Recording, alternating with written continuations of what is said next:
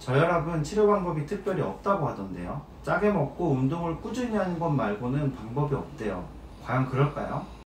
안녕하세요. 다양한 심혈관 질환을 치료하는 다리나니원 대표원장 권용민입니다. 저혈압은 특별히 치료 방법이 없다고 알고 계신 분들이 많습니다. 치료가 아니라 운동이나 생활습관 같은 걸로 관리해야 된다고 생각하시는 분들이 많죠. 가벼운 저혈압의 경우는 실제 관리만으로 많이 좋아지기도 합니다. 앉았다 일어날 때 가볍게 어지럼증이 있다, 가끔씩 핑 돌 때가 있다, 이 정도 가벼운 증상은 치료까지는 필요하지 않죠.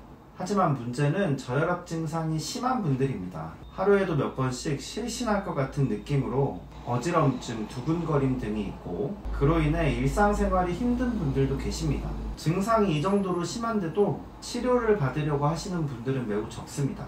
저혈압이 치료가 가능하다는 이야기를 별로 들어본 적이 없으셔서 그렇겠죠. 저희 한의원에서 치료하시는 분들 중에서도 심한 저혈압 환자분들이 매우 많습니다. 하지만 대부분은 저혈압을 치료하러 내원하신 분들은 아닙니다. 대부분 부정맥을 치료하기 위해 내원한 분들입니다. 상담 과정에서 심한 저혈압 증상을 알게 될 뿐이죠. 저혈압을 왜 말씀 안 하셨냐고 여쭤보면 저혈압이 치료된다는 생각을 하지 못하셨다고 대답하는 경우가 많습니다. 이런 분들이 부정맥을 치료하면서 저혈압 증상까지 함께 좋아지면 매우 기뻐하십니다. 왜 이렇게 오랫동안 고통을 참고 살았는지 후회된다고 말씀하실 정도이죠. 이처럼 환자분들에게는 생소한 개념일 수 있지만 저혈압은 한약 치료를 통해 놀랄 만큼 빠르게 개선될 수 있는 질환입니다.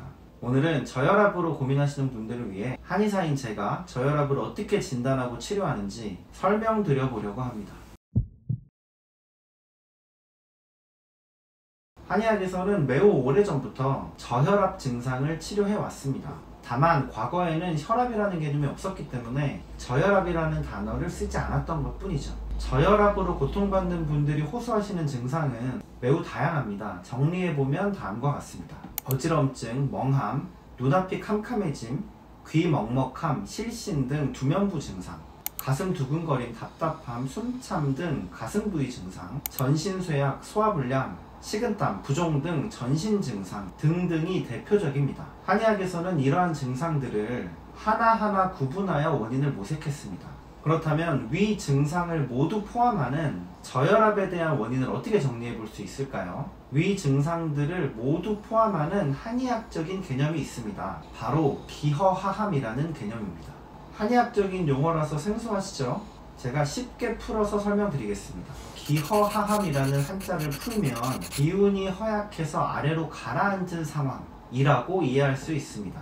한의학에서는 기, 즉 기운이 충분하면 오장육부를 잘 영양하고 중력을 거슬러 머리까지 기혈을 잘 공급할 수 있다고 설명했습니다. 하지만 기운이 부족해지면 기운은 중력을 따라서 아래로 처지고, 그로 인해 인체의 상부에 있는 머리나 얼굴, 가슴 부위에 증상이 생기게 되는 것입니다.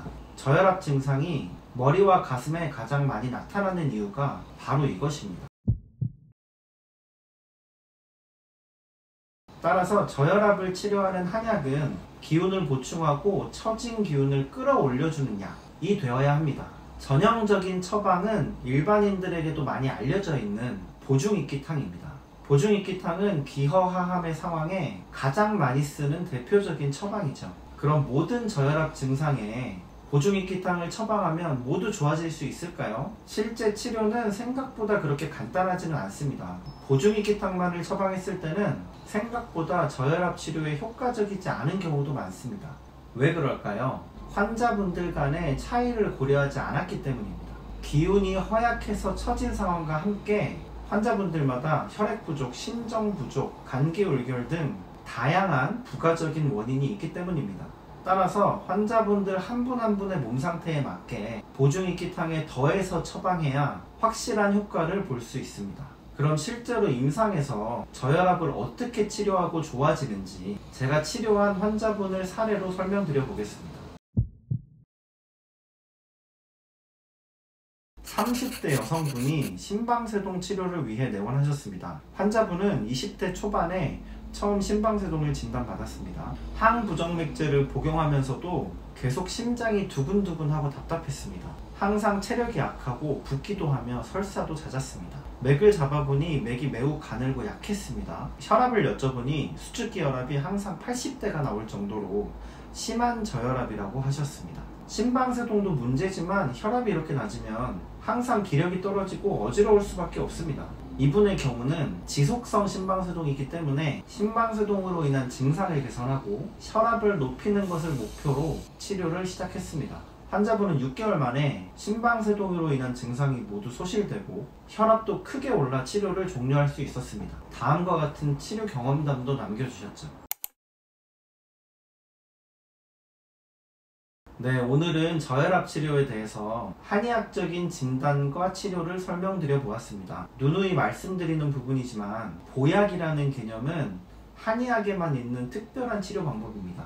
부족한 것을 채워준다는 의미죠. 양방치료와 한방치료는 각각 장단점이 있습니다. 서로 보완이 되었을 때 최적의 치료 효과를 모색할 수 있죠. 그중 저혈압, 섬액 등은 대표적으로 기혈이 허약해서 생기는 증상들입니다. 양방에서는 특별한 치료 방법이 없고 생활관리나 수술 등을 통해서 치료하게 됩니다. 하지만 한약에는 보약이라는 매우 탁월한 치료 방법이 있습니다. 한약 치료가 무조건 다 좋다라고 말씀드리는 건 아닙니다. 한약이 우세한 질환, 양약이 우세한 질환을 잘 구분하자는 말씀을 드리는 것입니다. 앞으로도 다양한 심혈관 질환에 한의학 치료의 장점과 단점이 무엇인지 솔직하고 담백하게 말씀드리는 영상들을 만들어 가려고 합니다. 네, 오늘도 시청해 주셔서 감사합니다.